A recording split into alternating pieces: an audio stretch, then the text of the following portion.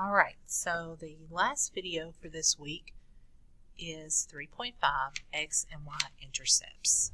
So when we talk about X and Y intercepts, we are talking about two different things. We're talking about where the point where the line intersects the x-axis for the x-intercept. So x-axis is the horizontal axis.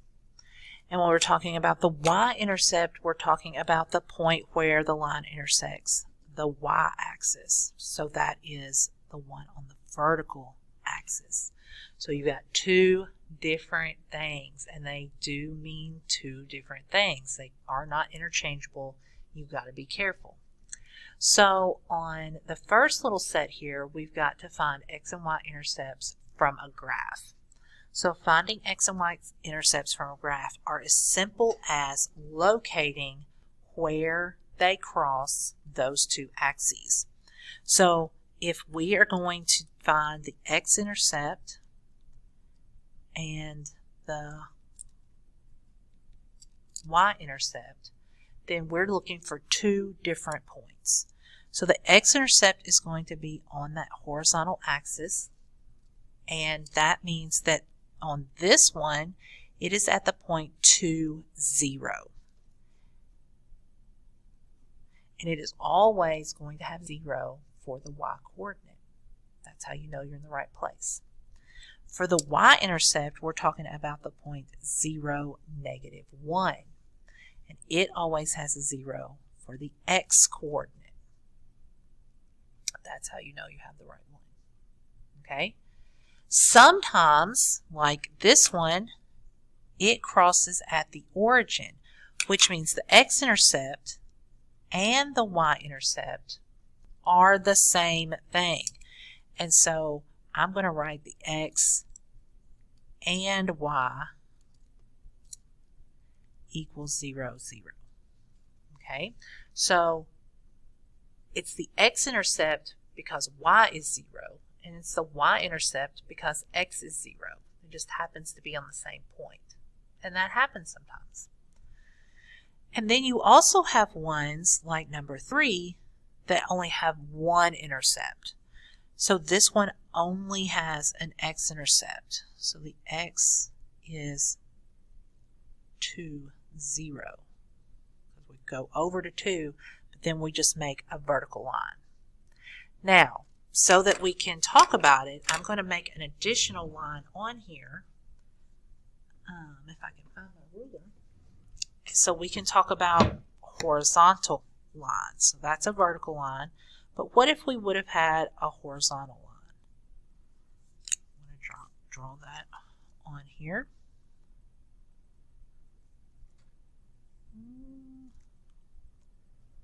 So a horizontal line would have looked like that.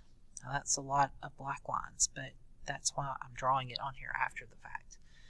If we would have had something like this, then it would have only had a y-axis cross, y-intercept.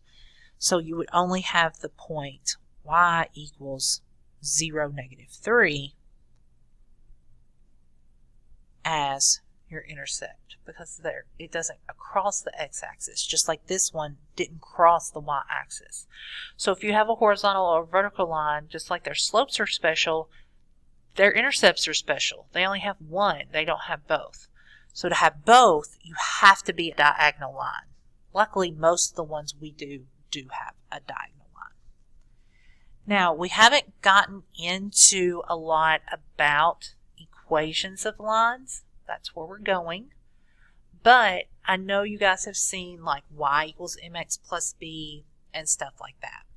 So what we have here is just a set of equations of lines. These all make straight lines, and we could prove that by graphing them, but we're just going to believe it. So what we need to do is find the x and y intercepts of the equation and not graph it. Now you can do that because we talked about up here that if the x is 0, you're finding the y-intercept, and if the y is 0, you're finding the x-intercept. You can do that down here. So notice it says x-intercept, set the y equal to 0 and solve for x. And then it says over here, for the y-intercept, set the x 0 to 0 and solve for y. So we're going to do that. So I'm going to do all of the x's first, and then I'm going to go back and do the y's. So to do this, I'm going to do all the x-intercepts in blue, all the y-intercepts in pink to help you keep them separate. So I'm going to make y 0, and then I'm just going to solve this equation. Well, I would like very much for my x to be on the other side. So I'm going to add x, as it was negative, to 0. And 0 plus x is x. And all I have left there is 5. So my point here is 5, 0. And that's my x-intercept. So I'm going to show that by writing x-intercept like that. I didn't write out x-intercept up here because I didn't have a lot of room. But this is really what you should write. INT is short for intercept. All right. So that's that first one. This one looks a lot like that. So we're going to do 0 equals 1/2 x minus 8. Now, when we work with equations of lines, sometimes we get rid of the fraction first because slope is often a fraction. So if I want to get rid of this fraction, I'm going to multiply both sides by 2. Now, I could have added the 8 first. It wouldn't have mattered. But this is something that we're getting ready for. So I'm just going to start introducing it now. So 0 times 2 is 0. And then 1/2 times 2 is 1. And negative 8 times 2 is negative 16. And then I'm going to add that 16 over here to the 0. Or we could have done like this, but this was negative. Was one reason I did that. So I've got 16 equals 1x. Well, if I divide by 1, I'm still going to get 16. So I actually don't even need that one. So here, my x-intercept is 16, 0. So it would cross way out here. Like if we were up here, we would have to go way out to get to it. Okay? This x is hideous. Now it's not going to want to write because I erased it. Anyway, you can tell that that's an x. All right, number 6 is a lot like number 5. So I'm going to start by substituting in a 0. And then I'm going to multiply everything by 4. So 4 times 0 is still 0. Not 4, 3. Multiply by the denominator. Good grief, that's 2 back-to-back mistakes. 3 times 0 is 0. 4/3 times 3 is 4x. 16 times 3 is 18. Then, oh, that stinks. It's still going to give us a fraction. 18, we can subtract it, or we can subtract the 4x if you'd like to have the x on the other side. So, what I'm going to do is just subtract the 4x, because I do like that better. And I'm going to have negative 4x equals 18. Okay, so 0 minus 4x is just negative 4x. So then I'm going to have to do 18, and I'll just show you this on my calculator so I don't have to write out every step because I'm going to run out of room. So I'm going to have 18 divided by negative 4 is negative 4.5. Now, your slope cannot be a decimal, but your point could be a decimal. So this is saying x equals negative 4.5, which means our x-intercept would be negative 4.50, like that. Okay? Now, if you have one like number 7, it's actually way easier because you have x plus 0 equals 4. Well, you subtract the 0, x is 4. So the x-intercept is 4, 0. So we actually like for them to be This is called standard form. This is slope-intercept form. We actually like for them to be in standard form to find the x and y intercepts because it makes life easier. Okay, same thing down here. You're going to have 2x minus 3 times 0 equals 18. Well, 3 times 0 is 0. So 2x minus 0, I don't need that. So I'm just going to erase that because minus 0 is not going to do anything or change anything. So you can actually, if you want to, just cross that out. And so then divide by 2. So x is 9. So that means our x-intercept is 9, 0. Much easier, right? So then this last one, we've got 4x minus 0 equals 12. Well, again, we don't need that 0. So we're just going to divide by 4.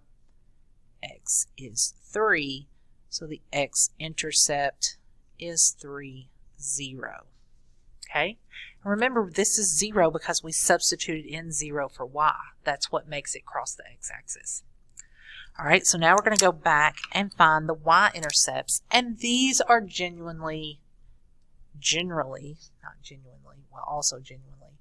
easier to do because of the way the problem works. So in this one, we're going to have y equals negative 0 plus 5. Well, negative 0 plus 5 is 5. So the y-intercept is 0, 5. Remember, we put 0 in for x this time. So the y goes at the end of the coordinate. All right, so then y equals 1/2 times 0 minus 8. Well, 1/2 times 0 is 0. 0 minus 8 is negative 8. And you can put all that in your calculator if you need to. You can do 1/2 times 0. Remember, we're substituting. It's negative 8. So that's easy to find using your calculator because the y is already by itself. So the y-intercept would be 0, negative 8, just like that. Okay. Then this one, we've got y equals 4/3 times 0 plus 6. Well, we don't need 4/3 plus 0. That's just 0. So y is 6. So I hope you guys noticed the pattern here that the y-intercept is just the number without the x. 5, negative 8, 6. Okay, so when you have slope-intercept form, the y-intercept is already there. It's already given to you. But it's not true for standard form. So these, it's going to be the opposite of this. So instead of having x plus 0, we're going to have 0 plus x equals 4. Well, 0 plus x is x. So x equals, oh, not x, y. Shoot. So y equals 4. So the y-intercept is 0, 4. The x-intercept was 4, 0. And sometimes that happens. Okay? So, yeah, don't get your x's and y's mixed up. Sorry about that. You were probably watching that thinking, what in the world? Okay, over here, same thing. We're going to put a 0 in for x this time instead of y. So we're going to have 2 times 0 minus 3y equals 18. Well, I don't need this. So I'm just going to have negative 3y equals 18 divided by negative 3. And 18 divided by negative 3 is negative 6. So my y-intercept, and I don't need that, like when I said that, that's because that just equals 0. 2 times 0 is just 0. So that's not going to change anything. So my y-intercept is 0, negative 6. I don't know why this pink, I hope it doesn't show up blurry. It looks blurry on my screen. I hope it doesn't look like that after the recording is done. Okay, last one. We're going to have 4 times 0 minus y equals 12. Well, again, 4 times 0 is just 0. Not helpful. So I have negative y equals 12. Remember, that means I have negative 1y equals 12. So I have to divide by negative 1, so y equals negative 12. So then that means that my y-intercept is 0, negative 12. Okay? So hopefully all of that makes sense. Make sure you're looking at your notes while you're doing your assignment, and if you have questions, let me know.